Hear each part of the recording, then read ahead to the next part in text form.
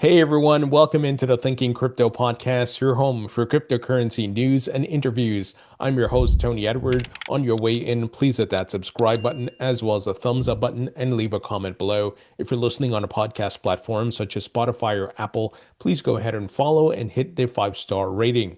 Okay, folks, let's quickly touch on the price of Bitcoin because we did have another pullback. I was hoping Bitcoin could close the weekly over $70,000, but it hasn't done that. And we pulled it back below it, but we're still sitting around that chop zone of $68,000. So we're going to have to continue to be patient here. We're, of course, looking for higher highs and higher support levels to continue or to start a relief rally, which could take us to about, between 80 to 90 or possibly over 100. We're going to have to see how things play out. Those are the scenarios that are possible, but are not guaranteed. And here's what some different analysts and traders are saying. So Miles G Investment says once Bitcoin flips $71,000 as support, $80,000 plus comes quick.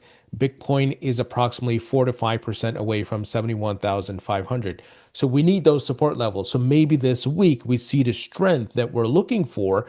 And again, we need them as support levels. So we have to close the daily, we have to close the weekly and so forth to have those as support levels to keep moving up.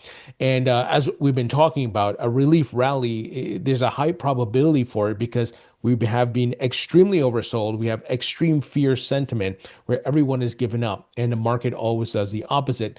So I believe, ideally we could see a relief rally that goes above 100,000 that will bring people back in. If you understand how market makers work and the nature of markets, and essentially people think, oh, the bull markets continue, we're going to new highs.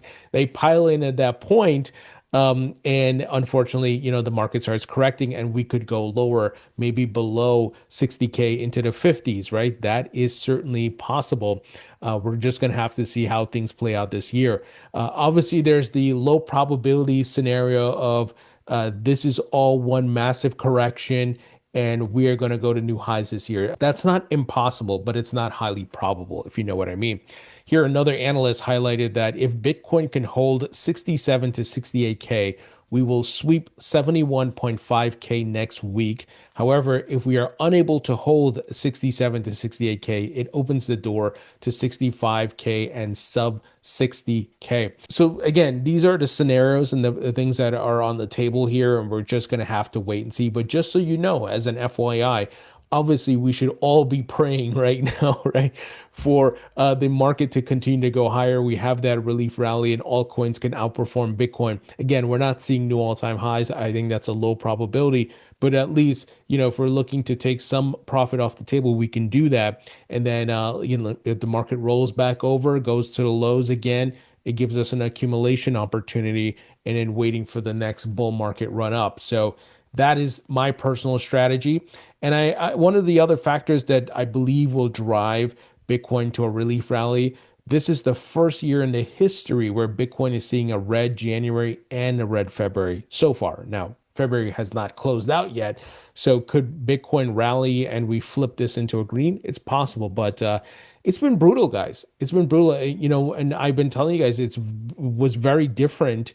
This time around, no alt season, and Trump and his meme coin is to blame for that for sure. But also there were really tough macroeconomic situations. Plus you had the distractions of AI and precious metals, which did pretty well. And then Bitcoin hitting new all-time high before the halving, never did that in its history. The year after the halving, it closed in the red. It never did that in its history. So things were very different this time around. So this was not a fun bull market, guys. But look, you live and you learn, you move forward. I still have the macro view because I see all of Wall Street, all the banks, all the stock exchanges are getting on board with this technology. And eventually all of this will be priced in. We'll be in better economic conditions, right? Because I think right now we have been in a recession, guys, and you see all the layoffs and the jobs, and they're adjusting the job numbers. It's pretty crazy, and I think that's going to force the new Fed chair, Kevin Warsh, to cut rates aggressively and even print because we're seeing a lot of layoffs, and the economy is certainly in a tough spot. Now, Look at this. XRP outruns Bitcoin Ether after investors piled into the recent crash. So essentially they're saying, after this crash, XRP rallied better than the other coins. But look, it's only at $1.55 or whatever. That is obviously down from the highs, right? But, all things considered, that's a very good sign. There's certainly a lot of bullish narratives around XRP, not to mention all the ETFs that were launched.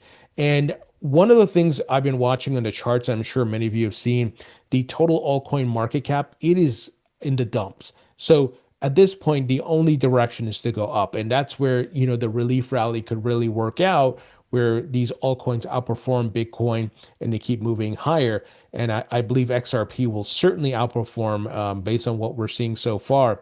So this performance puts it well ahead of Bitcoin and Ether, which have gained roughly 15% since February 6th. Bitcoin and Ether recently changed hands at $69,420 and $2,020 respectively. So XRP's Bitcoin beating rally tracks signs of dip buying on Binance following the crash. Crypto quant data indicates Binance XRP reserves dropped by 192.37 million XRP to 2.553 billion between February 7th to 9th. The 7% slide marked the lowest level since January 2024. The holdings have remained stable since then. Certainly, people are buying and buying the dips. And look, not financial advice. This is the time when you want to look at taking entries in the markets when everybody's giving up, everybody's depressed, there's blood on the street, it's extreme fear. These are the times. I've often told you guys I was buying in the FTX crash because I was like, I've seen this story before and I was buying, and that worked out well for Bitcoin now. The altcoins, some of my altcoins went up like XRP and so forth, but the majority of the alts didn't really run. But Bitcoin, my investment in Bitcoin really worked out. So, as a rule of thumb, it's certainly a great opportunity. But as always, you got to have the macro view because markets can be volatile in the short term and the near term as well. Now, CZ, the Changpeng Zhao, who's the founder of Binance, says the lack of on-chain privacy is holding back crypto payments. So privacy is this big narrative that keeps getting built up here. And I think privacy coins could run really strong in the next bull market. We're going to have to wait and see. We saw Monero and Zcash and so forth. They did big moves in Q4, but it seems privacy is still a strong one here. So the lack of privacy for on-chain transactions is one of the biggest hurdles to the mass adoption of cryptocurrencies for payments and a medium of exchange, according to Changpeng Zhao, co-founder of the Binance Crypto Exchange. The executive, commonly known as CZ, said the lack of privacy prevents businesses and institutions from paying expenses in crypto. He gave an example. Lack of privacy may be the missing link for crypto payments adoption. Imagine a company pays employees in crypto on chain. With the current state of crypto, you can pretty much see how much everyone in the company is paid by clicking the from address. So I tend to agree with this. I think that's why in order to get more institutional adoption, you do need some privacy items here. And there's been a lot of development around ZK, zero knowledge proof technology, but it hasn't been fully dispersed or adopted across the board. So in a recent interview on the All In podcast with the host Chamath Palihapitiya, CZ also cited physical security concerns as a reason why on-chain transparency is a risk to users. The comments follow a revival of privacy and the cypherpunk ethos in crypto. Cypherpunk ideology is central to the birth of cryptocurrencies, peer-to-peer digital money that can be transferred without centralized intermediaries and encryption of online communication to shield messages from surveillance. So I agree with CZ here. Is it, the only catalyst? No, I don't think so. I think there are other things like making the on and off ramps easy for the masses, the average Joe and Jane who want to use crypto, but don't want to be, burdened by seed phrases and writing down their seed phrase and worrying about losing it and all that. That has to be much better, but certainly privacy is a huge one. So I think, though, this is also an indication, I think, of privacy coins may do really well. And maybe the next big wave is blockchains looking to integrate better privacy, right? And that could be, the next big narrative in crypto, but we're going to have to wait and see. Now, speaking of institutions, so Charles Schwab is staffing up to build its own stablecoin. CEO Rick Wurster already confirmed on the summer call that Schwab will launch a stablecoin alongside spot Bitcoin and ETH trading this year. Now the firm is hiring a PM or product manager to own the stablecoin product vision, roadmap, and on-chain experience. So Charles Schwab certainly late to the game here, but better late than never. And they're going all in. If you go on LinkedIn, I mean, the amount of open roles for digital asset people or people with that talent is amazing from these big players like BlackRock and others. So this is a very bullish sign, guys. Again, this is why I'm bullish from a macro perspective. So despite what the hell the price is doing right now, the volatility and the lackluster bull market we had, I'm still bullish macro because you are just seeing incredible adoption and building that's happening. And like I said, all of this will be priced in. These blockchain networks are going to get higher valuations, and their respective native tokens will have higher valuations as well. Folks, this episode is brought to you by iTrust Capital. iTrust Capital gives you a great option to invest in crypto as well as precious metals because you can do that via an IRA where you can get huge tax benefits and you can trade 24/7. It's low cost, no monthly fees, and you can transfer your existing 401k and IRA and roll it over to iTrust Capital. So this is an awesome option. Again, huge tax benefits. And if you have the long-term view on these assets like crypto and precious metals, you can use this option and get the tax benefits, right? So great option here. And one of the key features of their gold and silver offerings, folks, it is actual exposure to physical gold and silver. It is not paper derivatives, right? You can redeem. So that's an amazing option because a lot of people or a lot of places, they give you just the paper derivatives. You can actually, redeem. So again, iTrust Capital is just offering a great option here. And folks, they also offer a premium custody account. Now, this uses institutional grade crypto custody, such as Coinbase Prime, which BlackRock uses.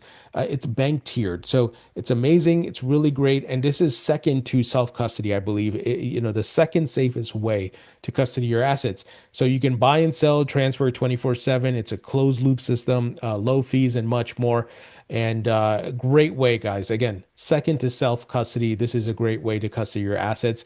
And I have an account with them. And folks, if you sign up with my link, you can get a $100 funding bonus. So check out iTrust Capital. Great option. Again, if you have a long-term view on both of these asset classes, you can park these assets in there, get the tax benefits, plus have the security of their custody product. So check them out. The link will be in the description. Folks, look at this news. Wall Street giant Apollo deepens crypto push with Morpho token deal. This is interesting. So Apollo Global Management struck a cooperation agreement to support lending markets built on Morpho's on-chain protocol. This is amazing. I recently reported the news to you guys. Citadel was investing in Layer Zero and buying the token. And here's another example of Wall Street getting involved with the actual tokens. So this is not just infrastructure, getting equity in a company building the infrastructure, the picks and shovels. This is the actual networks and their tokens. So the deal allows Apollo to acquire up to 90 million Morpho tokens over 48 months. The move follows BlackRock's push into decentralized finance earlier this week, listing its tokenized fund and buying tokens of decentralized exchange Uniswap. So we are at low valuations right now. If you're looking to invest in crypto, you may want to look at Layer Zero because Citadel is backing that. You may want to look at Uniswap, right? The decentralized exchange because BlackRock's buying the token. You may want to look at Morpho, right? So I'm not saying you must go invest. I'm just saying start thinking about these things if you want to take your positions because alts are at an all-time low and look at what these firms are buying. So I'm going to look at adding some of these to my portfolio. I actually don't have any of them. I don't have Uniswap. I don't have Morpho. I don't have Layer Zero.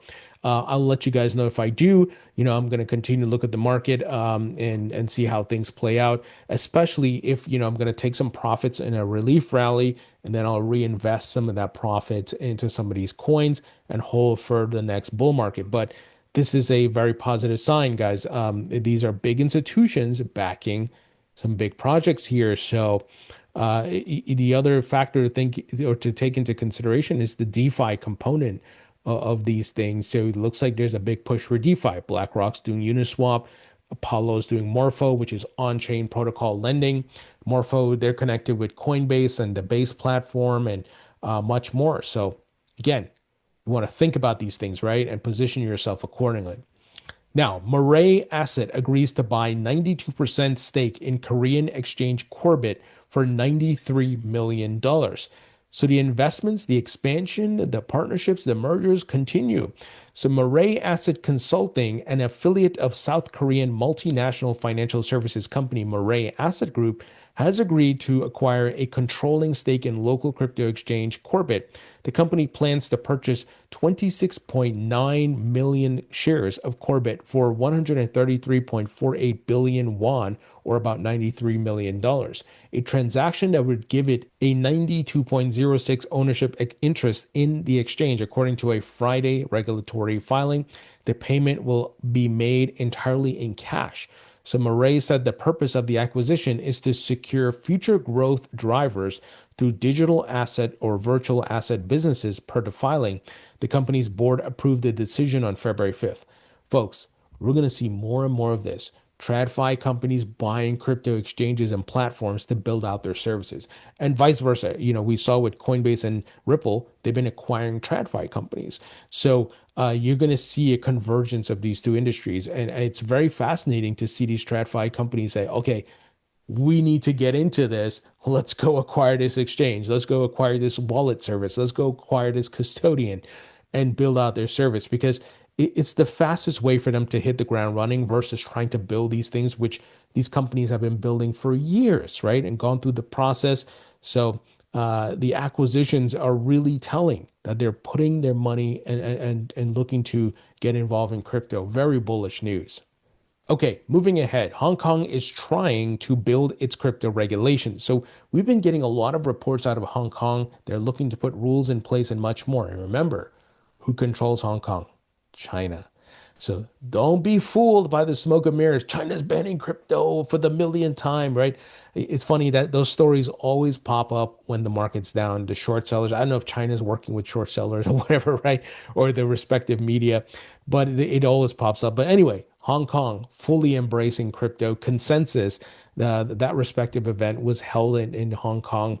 And there are a lot of crypto companies there. They have ETFs. You guys recall they launched ETFs. And I believe, I'm still holding my prediction that China is going to open up those Hong Kong ETFs to their mainland citizens. So we are seeing, one of the largest financial markets looking to embrace crypto. And again, I go back to, this is why I'm macro bullish. Again, short term, I would say bearish, because we are in a bear market, obviously looking for a relief rally, but macro bullish, guys.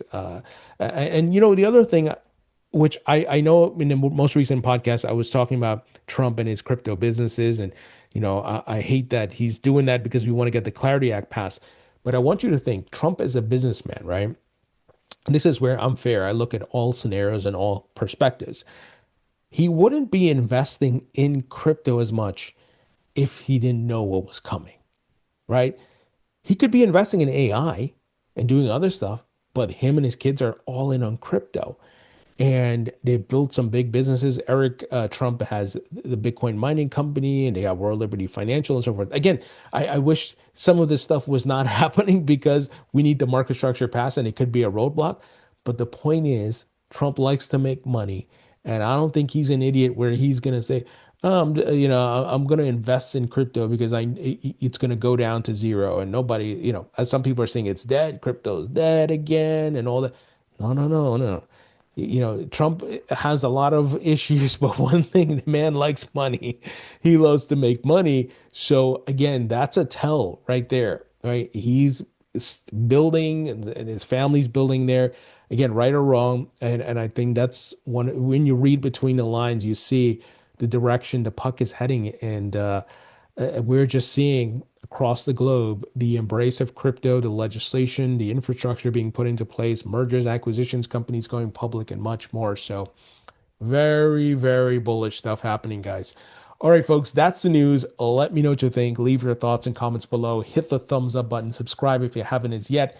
Be sure to subscribe to my free email newsletter. I will be putting up a detail right up tomorrow. You don't want to miss it. So again, it's free. It doesn't cost you anything. It's on Substack.